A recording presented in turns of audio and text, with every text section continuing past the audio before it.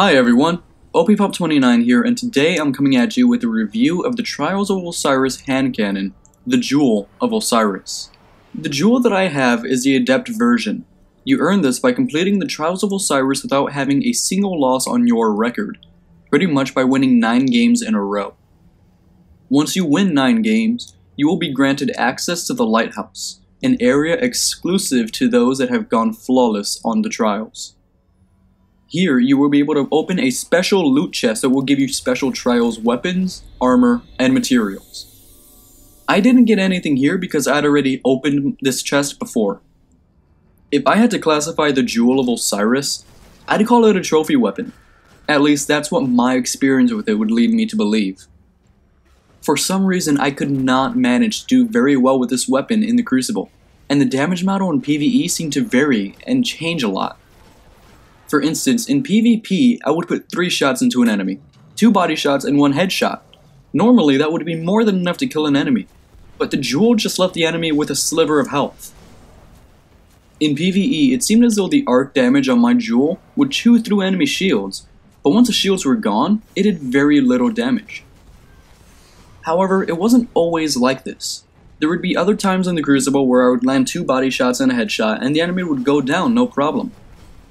And in PvE, some enemies would go down with a single headshot. This really confused me and makes me question what is the deal with this weapon. Aside from that rant, let's look at the weapon's perks. My jewel has arc damage on it. This can vary between players as the Trials weapons do not have a set burn. For instance, I have an arc jewel, while one of my friends has a solar jewel. It's just up to chance. Icarus is a very situational perk. This perk grants bonus accuracy while airborne. You won't find yourself in the air that often in PvP, and if you do take the time to float there for a few seconds, you're just opening yourself up for a barrage of enemy fire.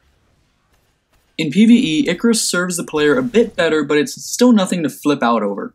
Landing headshots from medium range while in the air is satisfying, but it's not amazing. For the second slot, I prefer to use Perfect Balance on my weapon, because though Flared Magwell increases the reload speed, I don't feel it warrants being used over the increased stability. This weapon is very stable with this perk on, so the added stability plus the small frame of this weapon actually gives a player a very good target acquisition. Unlike Thorn or Hawkmoon, the Jewel of Osiris doesn't take up that much real estate on the screen, so it allows you to see a lot more while ADS. Lastly, the weapon has Third Eye. Third Eye is an amazing perk for the Crucible. Without having to go too far into it, having your radar active while aiming down your sights is a complete must-have when given the option. So yeah, the Jewel of Osiris can, at times, hold its own. In PvE, I found it very fun to play with.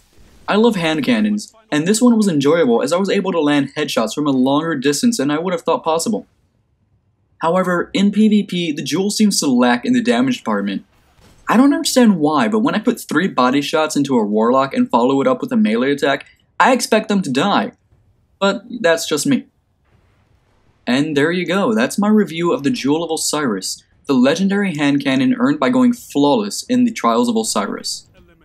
I have a ton more reviews coming along, so be expecting those in the near future. I hope you guys enjoyed the video, and if you did, go ahead and hit that like button down below. This has been OPPop29, and I will talk to you later.